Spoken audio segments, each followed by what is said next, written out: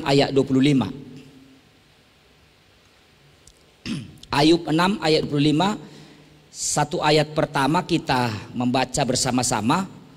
Dikatakan demikian. 1, 2, 3. Ya. Alangkah kokohnya kata-kata yang jujur. Tetapi apakah maksud celaan dari pihakmu itu? Saya ulangi.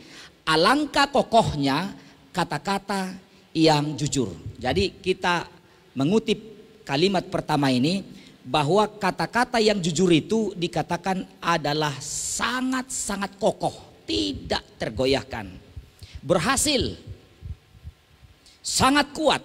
Kemudian kita membaca Pengkhotbah 12. Sebelum saya jelaskan saudara, kita baca Pengkhotbah pasal 12 ayat 10 dan 11. Pengkhotbah 12 ayat 10 dan 11 saya sendiri membaca, dikatakan demikian. Pengkhotbah berusaha mendapat kata-kata yang menyenangkan dan menulis kata-kata kebenaran secara jujur.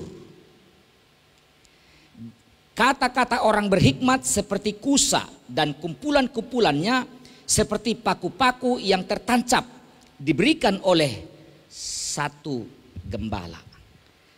Saudaraku yang dikasihi oleh Tuhan, apa yang kita baca ini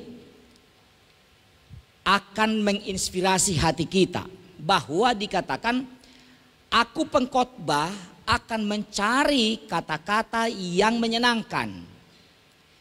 Dan ayat ini disampaikan sebagai pesan kepada kita bahwa jika kita pun berusaha mendapatkan kata-kata yang menyenangkan, maka kita sebetulnya akan menjadi berkat kapanpun dan dimanapun.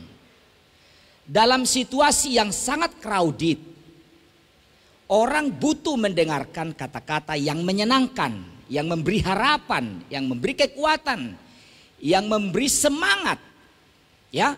Dan kata-kata yang jujur itu dikatakan seperti paku-paku yang tertancap diberikan oleh seorang gembala. Kiranya ini saudaraku akan memberkati kita hari ini, karena gereja kita di tempat ini sedang belajar bagaimana menjadi orang yang berintegritas. Ya. Berintegritas itu adalah orang yang dipercaya, yang tidak perlu diragukan. Perkataannya sesuai fakta yang sebenarnya, tidak meleset, tidak melenceng. Kata-katanya jujur. Jadi kalau setiap kita dipercayai seperti Tuhan mempercayai kita, orang lain mempercayai kita, sebetulnya hidup kita sangat mudah. Kesulitan banyak orang adalah ketika tidak bisa dipercaya. Karena kita kurang dipercaya, seringkali kita harus berhadapan dengan masalah yang masalah yang bertubi-tubi, persoalan yang gak kunjung-kunjung selesai, dan bantuan yang tidak pernah kita dapatkan.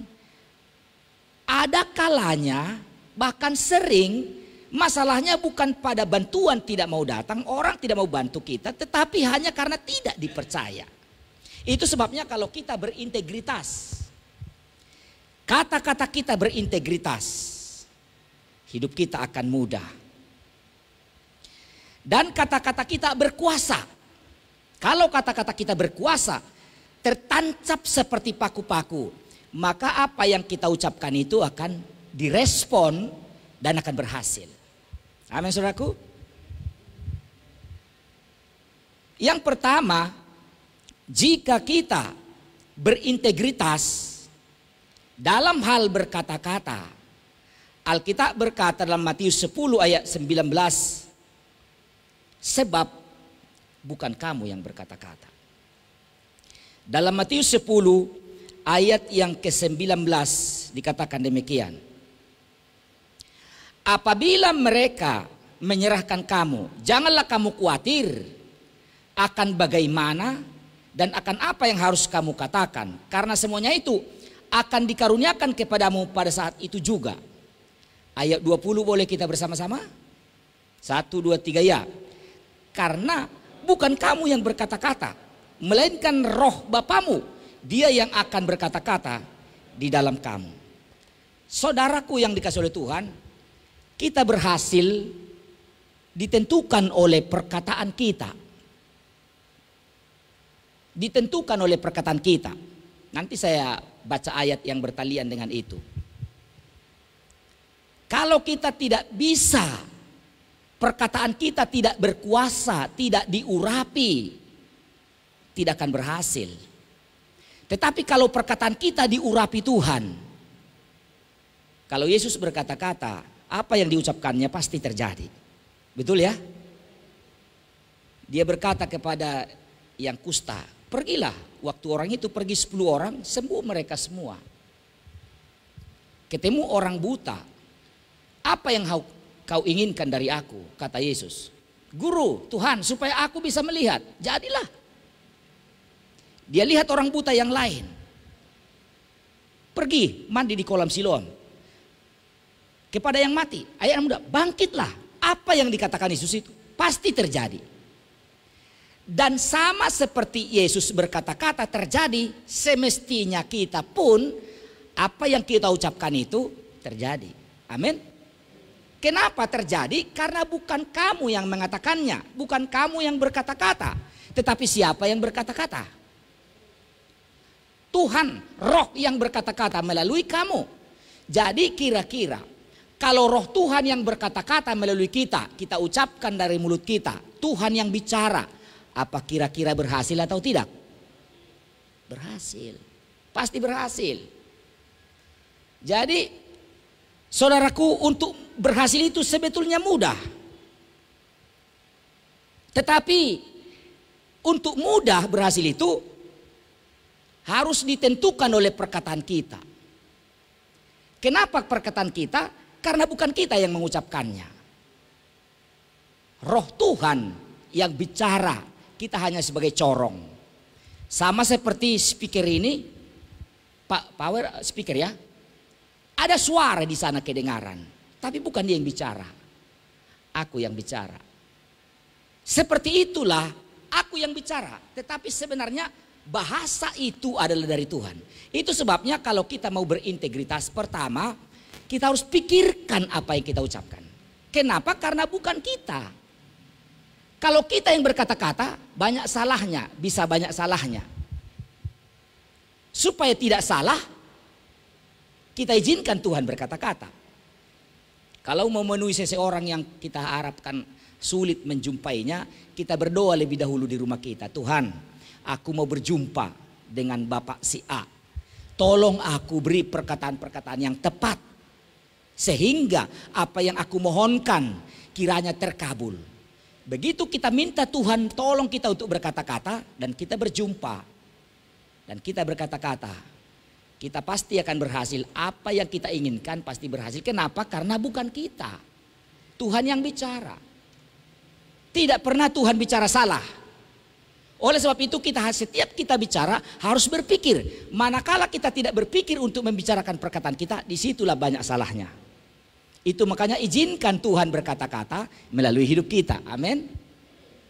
Sebab kalau Tuhan yang berkata-kata dalam hidup kita, tentu akan berkata-kata sesuai dengan kebenaran firman. Karena kita pikirkan apa yang mau kita katakan. Sehingga kita akan, makanya jangan kamu khawatir berhadapan dengan siapapun, kata Yesus. Jangan khawatir menghadapi pengadilan, menghadapi apapun. Jangan kamu khawatir menghadapi apapun. Karena bukan kamu yang berkata-kata. Aku yang berkata-kata. Kalau Tuhan yang berkata-kata, kita akan berani. Tetapi bukan berani asal bicara. Tentu kita pikirkan, Tuhan apa ini? Apa yang harus kujawab? Makanya Yakobus berkata begini. Hendaklah setiap orang cepat untuk mendengar, tetapi lambat untuk berkata-kata. Kenapa perlu lambat untuk berkata-kata? Karena kita pikirkan terlebih dahulu apa yang mau kita katakan. Kita minta konfirmasi Roh Kudus apa yang mau kita ucapkan. Sehingga yang kita katakan itu pasti akan berhasil. Pernah seorang teman pendeta. Seorang pendeta pada waktu itu dia belum punya rumah, tapi sudah punya tanah. Ini ilustrasi untuk menjelaskan soal perkataan yang berhasil ini. Dia jalan-jalan ke komplek Helvetia ini, perumahan. Dia lihat ada seorang sedang membangun rumah besar. Dan rumah lama dirombak. Kayu-kayunya, papannya, tripleksnya, sengnya, semua broti, semua banyak bertumpuk di halaman itu. Jadi teman pendeta ini berkata, wah, luar biasa berkat Tuhan kepada Bapak. Iya Pak. Wih, sungguh baik Tuhan itu kepada Bapak. Iyalah Pak. Ya karena membangun rumah sehebat ini, kalau enggak karena berkat Tuhan bagaimana bisa? Oh iyalah Pak. Jadi kalau Tuhan baik pada Bapak, Bapak pun harus baik sama orang. Kata. Oh iyalah Pak. Kalau begitu kayu-kayu ini harus Bapak kasih sama orang. Iya Pak. Saya membutuhkannya. Iya Pak. Langsung saudaraku diambil mobil pickup, langsung diangkut. Dalam beberapa hari ke depan jemaat gotong royong berdirilah rumah seorang pendeta. Hanya karena perkataan yang tepat, perkataan yang diurapi oleh Tuhan. Kalau bukan Tuhan yang berkata-kata, bagaimana mungkin? Untung aja dia tidak bicara di hadapan sedang ada istri dari pemilik rumah itu. Seandainya dia sedang berbicara bersama dengan istrinya, mungkin istrinya tetapi karena pendeta ini bicara, saya yakin bukan dia yang bicara, tetapi Tuhan yang bicara. Kalau Tuhan yang bicara, apa yang enggak jadi? Dia pergi kepada murid-muridnya, kau pergi ke kampung yang sebelah. Ada keledai tertambak di situ, lepaskan keledai itu. Kalau ada yang protes, bilang Tuhan membutuhkannya. Orang itu pergi, dilepaskan keledai itu. Orang-orang yang di sekitar, kenapa kamu lepaskan keledai itu? Tuhan yang membutuhkannya, Tuhan yang membilangnya. Jadi orang-orang di sekitar itu pun bungkem. Karena kalau Tuhan yang berkata-kata, siapa bisa membantah? Dunia ini sekali ngomong, jadilah bumi, jadi bumi. Lengkap dengan seluruh gunung-gunung, lembah, segitiga Bermuda, Palung Mariana, lembah, air terjun Niagara, semua tercipta sekaligus, sekali ngomong saja. Maka kalau Tuhan bicara melalui kita, dahsyat. Amin. Di rumah tangga juga begitu. Kalau ibu-ibu bicara, Tuhan yang ngomong, adem. Tapi sekarang bukan Tuhan yang ngomong. Dari pikirannya mengalir kata-kata itu, dari A sampai Z, diulang lagi tanpa kesimpulan, diulang secara terus-menerus. Bukan Tuhan yang berkata-kata, makanya sering clash. Tapi kalau Tuhan yang berkata-kata, adem, sorga turun. Amin saudaraku. Makanya harus kita berintegritas dalam perkataan.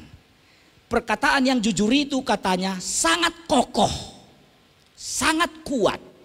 Pengaruhnya luar biasa. Pengaruhnya luar biasa. Karena perkataannya adalah perkataan yang diurapi. Karena roh Tuhan yang berkata-kata. Karena itu perlu dipikirkan apa yang kita mau ucapkan. Amin saudaraku. Supaya perkataan kita adalah perkataan yang jujur. Jangan punya topeng seperti di depan ini. Artinya tidak yang sebenarnya.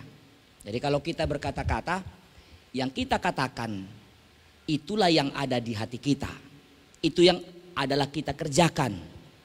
Itulah di pikiran kita. Satu dia. Jadi tidak pakai topeng seperti yang dibuat Pak Ketua di depan ini. Jadi saudaraku yang kalau Tuhan, perlu kita melakukan itu agar hidup kita lebih mudah. Hidup yang lebih mudah itu saudaraku tidak terlalu susah. Hidup lebih mudah itu tidak terlalu susah. Alkitab berkata di dalam Amsal 18 ayat 20 dan 21 dikatakan, setiap orang dikenyangkan oleh hasil mulutnya. Saya baca dulu Amsal 18 ayat 20. Demikian bunyinya. Perut orang dikenyangkan oleh hasil mulutnya. Ia dikenyangkan oleh hasil bibirnya. Jadi saya sudah termasuk kenyang dengan mulut saya. Udah kenyang. Seperti almarhum Jakob Nahuai berkata, di khotbahku, di mulutku, semua yang ada padaku. Makanan untuk istri dan anak-anakku, minyak rambut untuk kepalaku, sepatu untuk anak-anakku, rumah untuk kami diami, semuanya dari hasil mulutku. Jadi Alkitab berkata, perut orang dikenyangkan oleh hasil mulutnya. Apakah saudara mau kenyang dengan berkat-berkat Tuhan? Ditentukan oleh mulut. Kemudian ayat 21. Siapa, ayat 21, hidup dan mati dikuasai lidah. Siapa suka menggemakannya akan memakan buahnya. Jadi mulut kita ini menentukan. Sukses dan gagal kita ditentukan oleh mulut ini. Tentu mulut yang berkata secara jujur, berintegritas. Karena itu yang kedua dan terakhir dikatakan, pikirkan apa yang kita akan katakan. Katakan apa yang kita pikirkan. Kemudian katakan apa yang kita kerjakan, kerjakan apa yang kita katakan. Bisa diulangi? Lakukan apa yang kita katakan dan katakan apa yang kita lakukan. Itu sebabnya seperti Raja Daud berkata begini, pujilah Tuhan hai jiwaku dan jangan lupakan segala kebaikannya. Dia suka bicara. Dan apa yang dibicarakannya itu dikerjakan. Jadi itu sirkulasinya. Katakan apa yang kita kerjakan, kerjakan apa yang kita katakan. Kalau kita bernyanyi, aku mengasihi Engkau Yesus dengan segenap hatiku, aku mengasihi Engkau Yesus dengan segenap jiwaku, ku renungkan firman-Mu siang dan malam. Stop dulu sampai di situ. Nyanyian ini berkata, ku renungkan firman-Mu siang dan malam. Pertanyaannya, apakah orang yang menyanyikan itu sudah baca Alkitab pada hari itu? Bertanggung jawabkah saudara dengan nyanyian itu? Kita berkata, ku renungkan firman-Mu siang dan malam, ku pegang janji-Mu dan ku lakukan. Pertanyaannya kembali, apakah hari itu saudara sudah baca Alkitab? Jadi asal kita lakukan, nyanyikan, tapi tidak dikerjakan. Lebih bagus tahan dulu nyanyian itu, ganti lagunya. Jadi kita harus bertanggung jawab dengan perkataan kita. Amin saudaraku. Kalau kita berkata, bersukacita ku kan menari, tapi kita loyo, suara pun tidak kedengaran, tepuk tangan pun kurang kuat, berdiri pun kurang semangat, berarti kita belum menyatu dengan apa yang kita ucapkan. Kalau saya mudah-mudahan berusaha dengan apa yang kunyanyikan. Kalau kukatakan ku renungkan firman-Mu siang dan malam, memang ku baca Alkitab setiap hari. Ya, setiap hari. Kalau andaikan tidak ku baca Alkitab setiap hari, tidak mau aku nyanyikan lagu itu. Sehingga perkataan-perkataan kita kokoh. Seperti kata Ayub, kokoh. Kokoh itu artinya tidak bisa dicabut, pasti digenapi. Kalau kita berkata, aku yakin Tuhan pasti bela aku. Ya, pasti Tuhan bela. Karena perkataan kita didukung sorga sepenuhnya. Karena perkataan kita adalah perkataan yang jujur. Perkataan kita seperti paku-paku yang tertancap. Kalau kita nasihati anak-anak kita. Kita udah nasihati bertahun-tahun gak berubah-berubah. Siapa yang salah? Anak kita kah yang salah atau kita yang salah? Perkataan kita tidak tertancap. Semestinya satu kali kita bicara memberi nasihat kepada anak kita, terngiang-ngianglah di pikirannya 24 jam, 7 hari dalam seminggu. Akhirnya dia ambil keputusan melakukan apa yang kita katakan. Tetapi yang sering kali terjadi adalah kita sampai berbuih-buih mulut, orang gak dengar kita. Anak-anak kita gak dengar kita. Kesaksian kita gak direspon orang lain. Karena belum terpaku seperti paku yang tertancap. Karena belum berintegritas. Karena itu lakukan apa yang kita katakan dan katakan apa yang kita lakukan. Yesus bertanya, apa yang mau kuperbuat bagimu? Kan tinggal memilih. Tinggal mengucapkan, apa yang kau kehendaki kuperbuat bagimu? Jadi Yesus kasih kepada kita hari ini pun sama. Apa yang mau kuperbuat bagimu?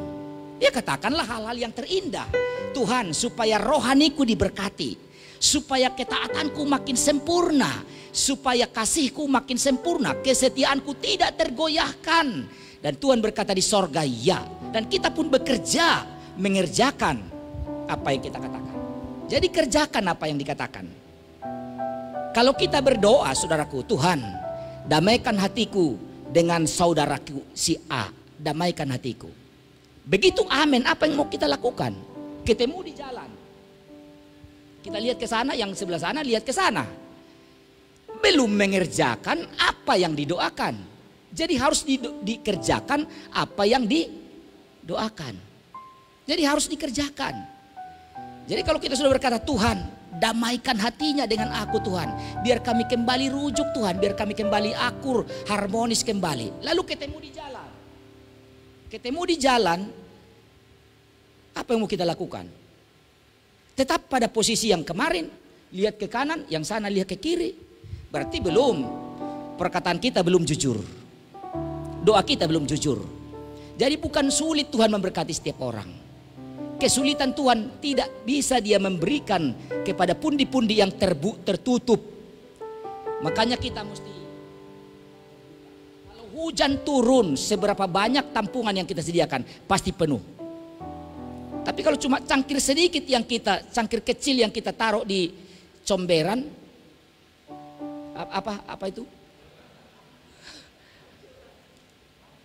Pancuran atap, ya, kita taruh cangkir kecil, ya itulah dipenuhkan.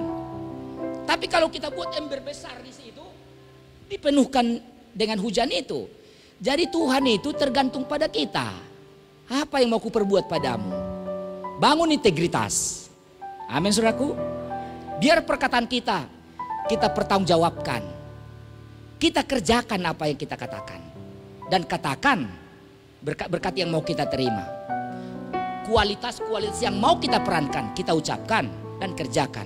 Selanjutnya urusan Tuhan memberkati kita. Amin, kita bernyanyi. Tuhan kaulah pengharapanku. Ku percaya hanya kepadamu.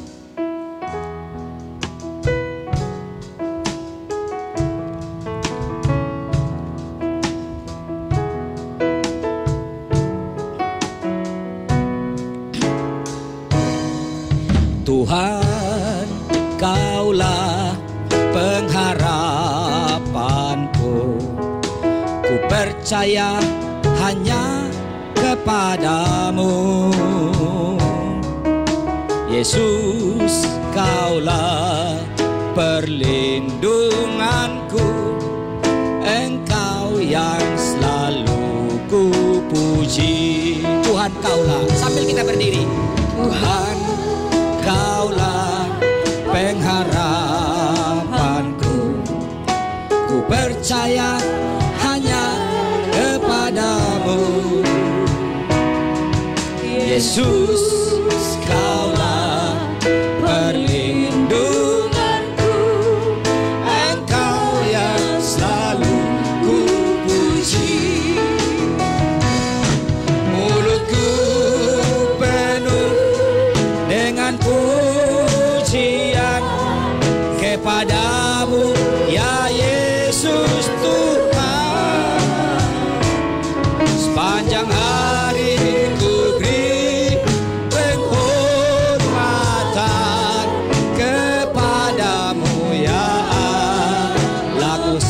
lagi mulutku penuh dengan pujian. Mulutku penuh dengan pujian kepadamu ya Yesus Tuhan.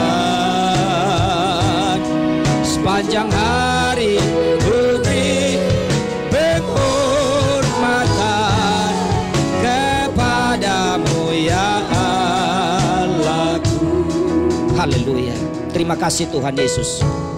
Biar setiap kami Tuhan memiliki perkataan-perkataan yang kokoh, perkataan-perkataan yang berpengaruh, perkataan-perkataan yang membangun orang lain, perkataan-perkataan yang menguatkan orang lain, menyembuhkan orang lain.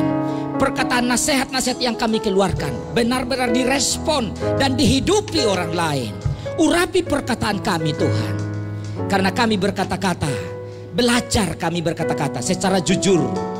Kami katakan apa yang kami kerjakan, dan kami kerjakan apa yang kami katakan, apa yang kami nyanyikan, apa yang kami doakan, sehingga kami terlihat di pemandangan Allah berintegritas dalam perkataan, pikiran dan perbuatan, sehingga Tuhan memberkati rohani kami, memberkati keluarga kami. Dalam nama Yesus Kristus kami berdoa dan bersyukur. Haleluya. Amin. Silakan duduk.